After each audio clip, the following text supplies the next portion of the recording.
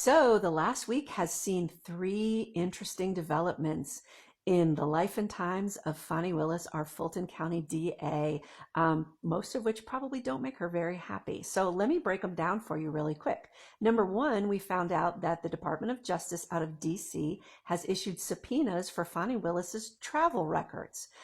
We don't yet know what exactly it is that they're looking for, what kind of investigation is going on, but a little educated speculation is that they want to know about her travel records surrounding her indictment and prosecution of Donald Trump and her illicit affair with Nathan Wade that in the end caused her to be completely removed from that prosecution.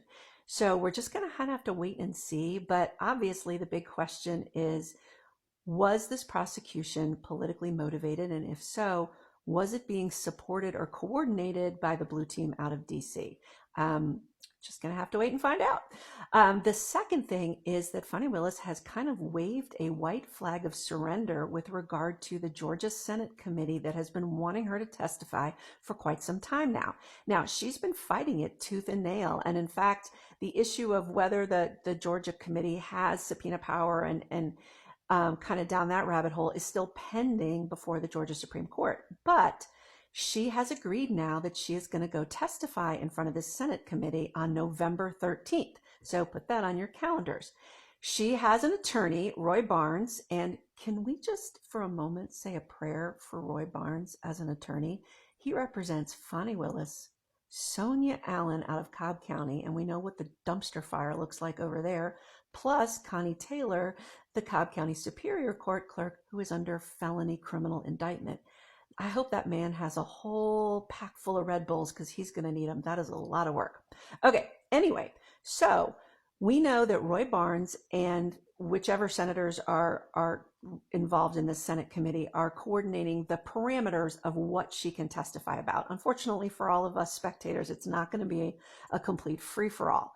But we know that the Senate committee wants to know more about her prosecution of Donald Trump, i.e., things that went wrong ethically, public funding of this. And I'm sure they're going to want to touch on the fact that she paid Nathan Wade allegedly $750,000, and that was her boyfriend. So we're going to have to see how much they can get into that. But I want to put one more bug in your ear. If you're going to watch this or see it afterwards, this is what I am going to be looking at. I'm going to be looking at her demeanor.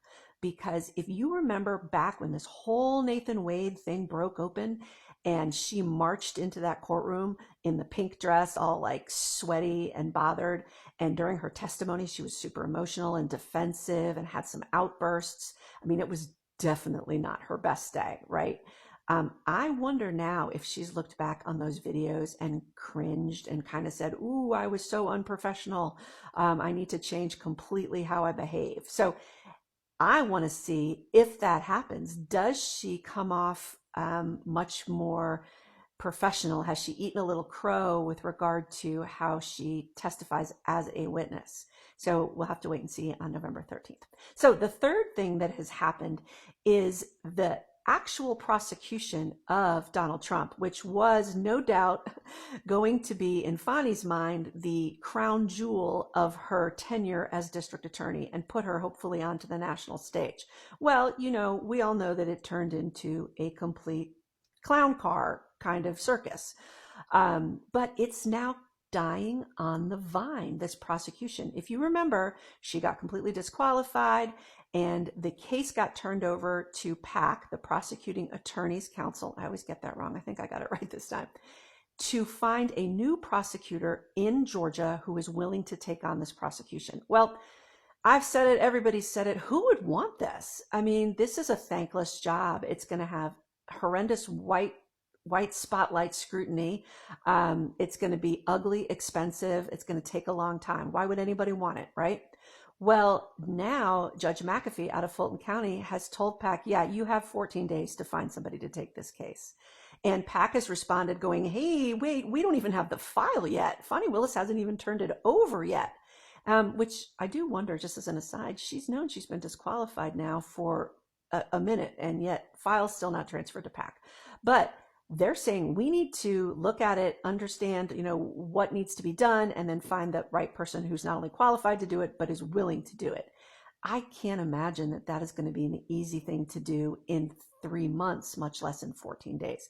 I don't know, haven't heard yet whether Judge McAfee's going to give them that 3 months that they have asked for, but it is ugly. It is not looking good for Fani Willis these days, and I will keep you updated.